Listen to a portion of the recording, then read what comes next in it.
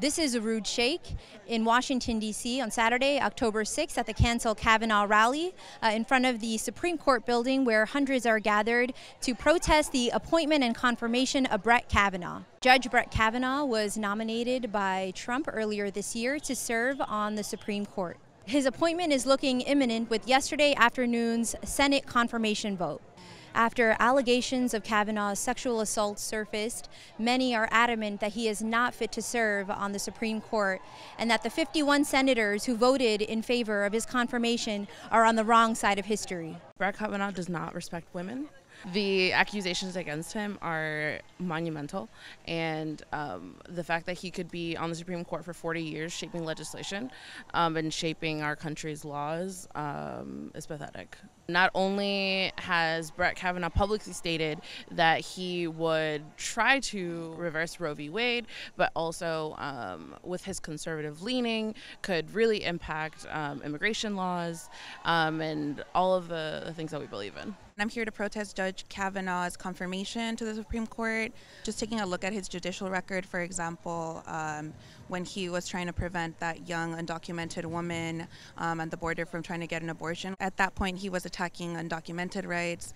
He was attacking immigration rights. He was attacking reproductive rights, healthcare rights, just a myriad of different topics. What brought me to the Cancel Kavanaugh protest was that I'm here with a delegation of survivors of color. We were a delegation made up of 15 states, from Alaska to Maine to Florida, Arkansas, California, the list goes on. It's 2018, we are not going back, and we are not going to allow them to put rapists and white supremacists in our institutions of power. I think this is a transformative moment where we're seeing survivor-led leadership. And if you look at how sexual violence operates, too often it's about shame and silence, but this is a time we're seeing literally survivors hold power accountable. I'm really here to stand in solidarity with survivors. Actions are simultaneously being held in dozens of cities across the country, including New York, Atlanta, and New Orleans.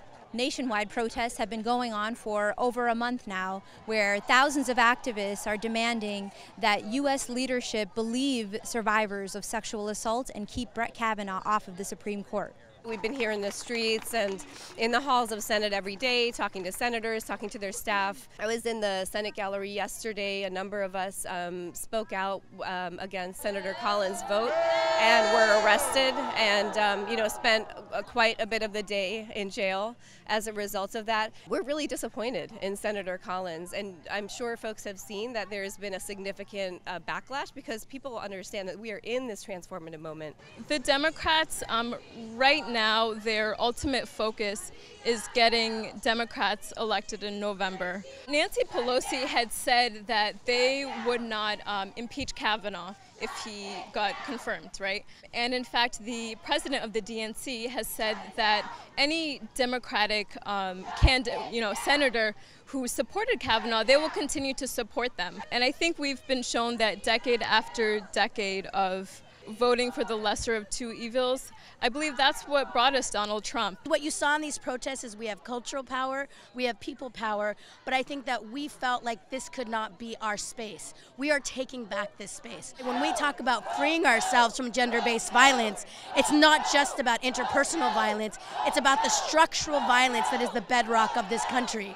All of those people that voted yes on Kavanaugh are being put on notice, and you are seeing an unprecedented number of survivors entering political life that are going to say no to this kind of policy. Because again, if we just started with the simple premise, no more rapists in power, what would that do to the world? What's next?